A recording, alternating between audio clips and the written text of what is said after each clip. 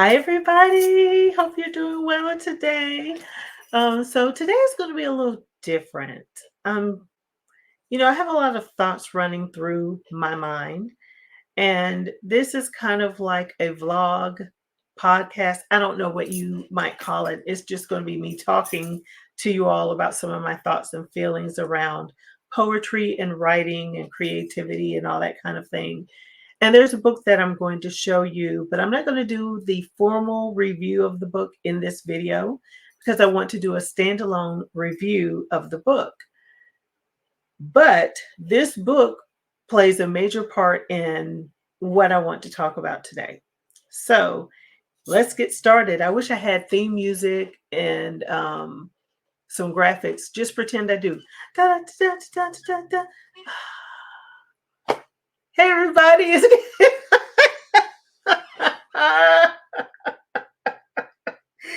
Oh, I cracked my crazy self up. Listen, okay. So today I want to talk to you about poetry. I love poetry, and many people who follow me on Instagram know this, that I just love it. I think poetry is so beautiful and such a wonderful contribution to the literary space. And we don't talk about poetry and poetry books enough. I know there are a lot of people who say, poetry's okay, I just don't get it. And that's okay. I completely understand that. There are times where I can read a collection of poetry, and I do, after I read each poem, I say, okay, what did I learn? What did I glean from that? Did it teach me anything? Did I feel something when I was reading it, or did it make me think about something afterwards? I think about that when I'm writing poetry now, today. But when I started writing poetry way back when I was in like middle school, high school, I didn't think of how it would impact the reader. It was more about how does it impact me, right? Because for years, from the time I was about 14 until I was about 38, 39 years old, I know it's well over 200 poems. I don't even know how many poems I've written. Many of them live in my file cabinet, on my computer, on old floppy disks. Young people look up floppy disk if you don't know what they are. And so I have been thinking, I want to take those old poems, those dusty old poems, put them together and publish a book. That's what I want to do. Um, I've already pared them down, and I call it a collection that I actually want to publish, just so I can get it out there in the world. It doesn't have to be a big publication event for me. A very soft and quiet publication of the book, those old poems, because although they're my babies and I'm really tied to some of them, um, they're old to me. You know what I mean? They mean something because they meant something to me when I wrote them, but when it comes to publishing those poems, I really just want to get it out there in the universe. And from today forward, really concentrate on curating an actual collection, a themed collection of poems. The ones that I'm referring to, the ones in my past from 14 to 38, whatever, a lot of those poems were written when I was infatuated with someone, when I thought I was in love, when I had heartbreak, when I was angry, at someone. Some of the poems I wrote, just observing the world around me or looking at other people's situations and relationships. Not all of the poems are about love and romance, but there's some that are kind of maybe socially um, conscious type poems. A lot of them are religious poems, or actually songs that I wrote when I was in high school and in my early 20s. And some of my songs that I wrote were performed by my spiritual choir when I was in high school. And so I said, you know what? I need to take all the songs I've written, and I'll also put them together in a collection. But what I didn't want to do is three separate collections for all those old poems, because I didn't have enough of each of those poems to do three different collections. It didn't make sense. So I just want to put them together, one collection, publish the book, and be done with it. Just to say I have one out there in the world, right? But again, I want to write going forward, thinking about, really curating collections of poetry. Now, the book that I'm going to show you is a book that really, really made me think about this and my writing of poetry in a very different way. Not saying that I want to imitate this poet, but I've been inspired by this poet to really go out on a limb while I'm writing my poetry, to really branch out away from all the ideals I had in my mind about what poetry is. For the most part, we grow up thinking about poetry being rhyme scheme. I fell in love with nursery rhymes as a little girl.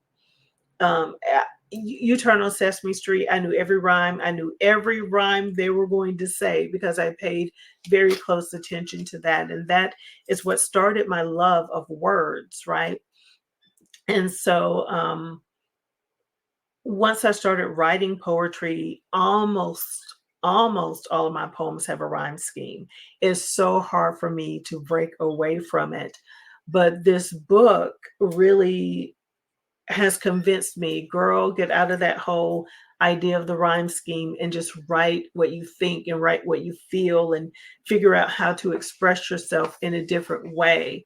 Um, I would say that my poems that I wrote in the past were very simplistic poems and very easy for people to read and understand, because I didn't want to be one of those poets where someone picked up the book and read it and say, I didn't understand anything she said. Because I know that there are people out there who say they don't get poetry for that reason. Some people may overdo the metaphors and the similes and things of that nature. And I try not to do that. And in my effort to not do that, I feel like my poems are very simple, like, you know, um, let's talk self-doubt for a second. So when I was reading this poetry book, I asked myself, I don't know how many times, Karen, are you really a poet? And the answer to that is yes. Yes, I am a poet, even though I don't write, in this poet style or some of the other, bigger name poets that are out there. Even though I don't write like them, I'm still a poet, right? So I should never doubt myself. I am enough. I am enough. And I really don't need to compare myself to anyone else, because what I write will touch someone. There's an audience out there for me, right? And so I had to kind of smack my own hand and say, don't compare yourself to someone else. Admire what they've done. Find inspiration in what they've done, and continue to be yourself, but stretch yourself, push yourself to greater limits to be, but we all have a moment of self-doubt. And you can't tell me there's not one author out there or writer out there who hasn't had moments of self-doubt when they have read someone else's work and then they turn around and look at their own. you know Everyone has that, I'm sure. So I had a moment, but I'm good. But this book that I'm talking about is Room Swept Home by Remica Bingham-Risher. And it is a phenomenal, phenomenal collection of poetry. And I'm going to do a review specifically on this book in another video. But there's a poem that really, when I read this one, it really got me. It's on page 86. The title of it is, Because the Scale of Our Breathing is Planetary, comma, at the very least. And then I went on to read the poem, and I was like, tag, I'm basic.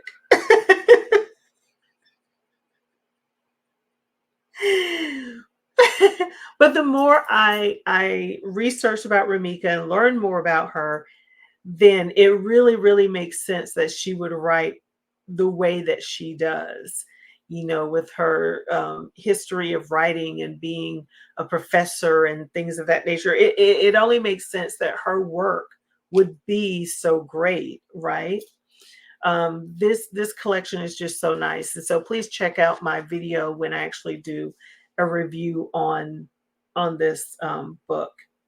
But yeah, so I've been thinking about writing more as a 53-year-old. That's how old I am, a 53-year-old. And my writing style today is, of course, so much different than what I would write in my 20s and 30s because of wisdom, because of experiences, because of reading so many novels and so many works by so many really good writers. Um, and I see the world very differently at this age. And when I go back and read some of my old poems, I cringe.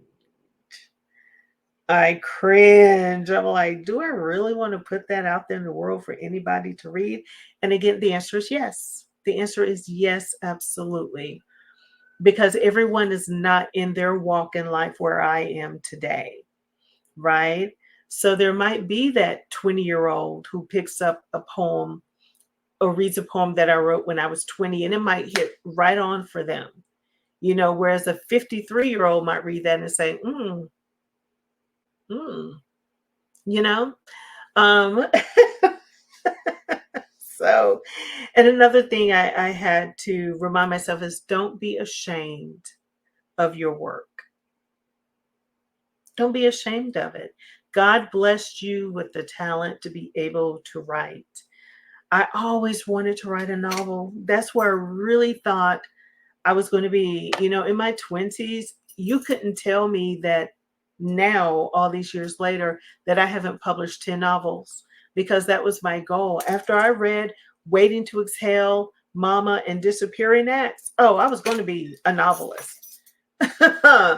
Yes, absolutely. And I have written several novels. They live in my computer, on floppy disk, in my file cabinet. Some done, some not done, many not done, but they live here with me and they keep me company. But you know, m- I had a great fiction writing teacher. Let me tell you this story real quick. Back in, I think it was 2005-ish, I took two fiction writing classes. I had the same teacher. And she, of course, assigned us to start a particular story, and she would read it every week. Well, after the second class was over, I didn't go back and take any other classes. And I think she had even taken a break for a while herself. So I kept working on the story and working on it, and I finished it. But that middle part of that story was horrible. I had too many characters. I ain't even going to get into that. Anyway, fast forward to, I can't remember what year it was. I can't remember. It may have been like 12, 13 years later. I was at the library for a book event, and I saw this lady and I said, she looks familiar. How do I know her? Maybe I used to work with her. And then I went and sat down, and it wasn't until I was sitting there looking at the program and I saw the name. And I said, oh my God, that was my fiction writing teacher. So during the break, I ran back there and I said, hi. I said, I know you probably don't remember me, but I took your fiction writing class. I took two of your classes. And she looked at me, she said, what's your name? And I said, Karen. And she said, Karen, you wrote the story about the pastor and his daughter Jalen, and Jalen was pregnant, and they were trying to figure out who the child's father was. And I said, yeah. And she said, did you ever finish it? Like, finish it? Did you publish the book? And I said, no. And she said, why not? It was fantastic. And here I am thinking, I have not seen this woman in about 12 or 13 years. And she remembered not only what the book was about, but she remembered my main character's name. I was shocked. I really, really was. And that just goes to show you that as much as you may doubt yourself, there are other people who really like and appreciate your talent. So I like I said, I'm just rambling today in this video. Yeah, I'm just rambling, bear with me. But I do want to get back to writing. My buddy author Norian Love, he's written several novels, but he's also a poet, and he has a show on Instagram called Snapped, and I've appeared on Snapped with him. And he keeps saying, we need to get together. We need to do another show. We need to get together. And I keep telling him, I need to write something. I need to write something because I don't want to read some of my old stuff. I really want to start to write something new and fresh and read it and not be barred down by rhyme scheme and not be afraid to kind of let loose and be different. Now, I know it's going to take me a while to get where I want to be, but you have to practice. If you don't write, you're not practicing. So I really do need to write. I don't know about anybody else, but I take a lot of notes. I will record voice messages in my phone. I would type in my notes app. I will write things down on scraps of paper and, stick it in my purse or stick it in a folder just so I can remember to go back to those thoughts. And I'm sure within a lot of those thoughts, there's some really good poems. So I want to, I want to actually sit down and really work on that. But as far as the existing poems I have, I do want to just maybe self-publish them. I really don't, it certainly isn't about fame or money because you're not going to get that being a poet for the most part, right? But it's more about accomplishing the goal. Like I said, I wanted to be a novelist. And before my mom died, we were having this conversation. And she said, she asked me a question. She said, does it have to be a big book? And I said, no. She said, well, write a small one then. And I said, you're right. And to me, poetry is that answer. So I want to take those old poems that I've dusted off. I'm going to put them in a collection and I want to self-publish them. So my good friend, Dr. Raymond, and another, I call her one of my sisters from Instagram, Alicia, I let them read my collection and I got good reviews from both of them. And I trust them because they both read poetry. They read a lot of novels too, but they both read poetry. They gave me good constructive criticism and they both like the collection. So I said, whew, if the two of them like it, then I love it. If they like it, then it must be good. And Raymond keeps asking me all the time, when you gonna publish your book, Kay? When you gonna do it? I'm getting to it, Raymond. I just need to figure out where to start so we can get this done. And then I can move on and write some new, fresh poetry, branching out, getting out of my norm. And I think it's going to be fun. Wow, I have been talking now for 30 minutes. Let me end the video here. And if you're still here at the end, thank you for your patience. I appreciate it. More and more people are listening to podcasts and audiobooks nowadays. So maybe 30 minutes isn't that long to folks anymore. I don't know. But thank you for listening to me ramble.